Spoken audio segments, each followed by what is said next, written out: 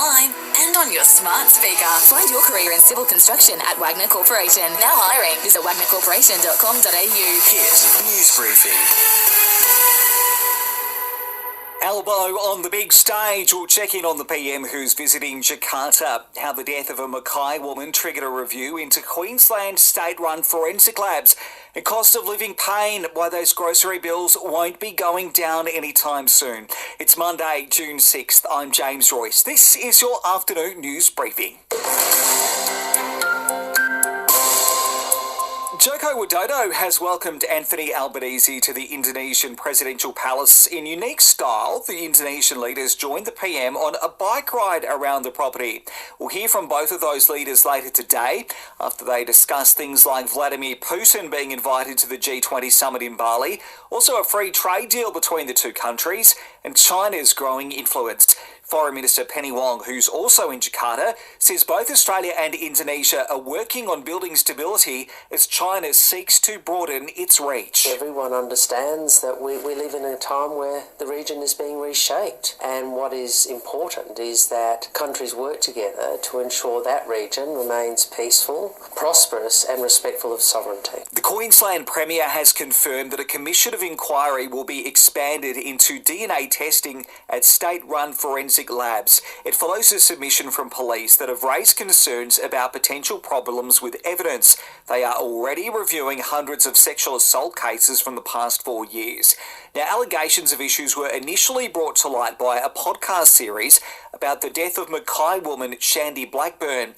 Anastasia Palaszczuk says Queenslanders deserve to have the utmost confidence in the system. I want to pay tribute to Shandy's family, in particular her mother Vicky, who firmly believes Shandy had been denied justice and has fought until this day. As Hannah Clark's parents said recently, our angels have voices, and I said then that we must listen to them. Now, if you're struggling with that weekly grocery bill, I'm afraid you are not going to like the sound of this.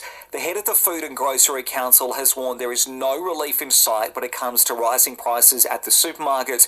Those price hikes include a 6% spike in the cost of fresh produce this year.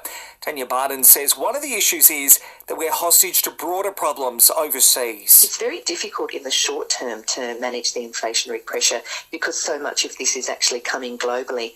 And I see, in Europe, they're running at almost double the level of food inflation, if not more, actually, than we are in Australia. Wherever your journey takes you, insist on quality and reliability. Insist on an Australian-made Century battery. Find yours today at centurybatteries.com.au. We'll start today with Rugby League ahead of Wednesday's State of Origin opener in Sydney. The Maroons are making their way south into enemy territory today ahead of Game 1.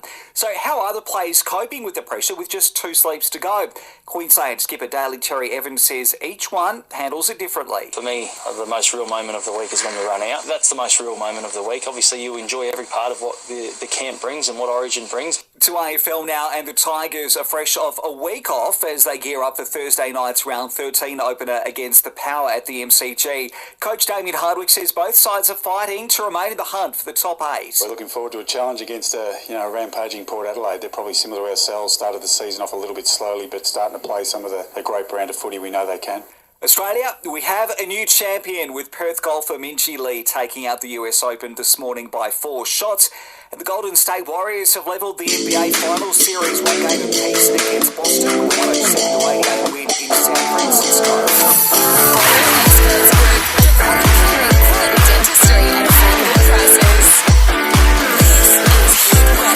Mostly sunny conditions in Toowoomba this afternoon with a top of 15 dropping to 11 tonight. Mostly sunny and 13 tomorrow with a low of 5 degrees. And our listener app is your new home of local news. Download to listen live or on demand now.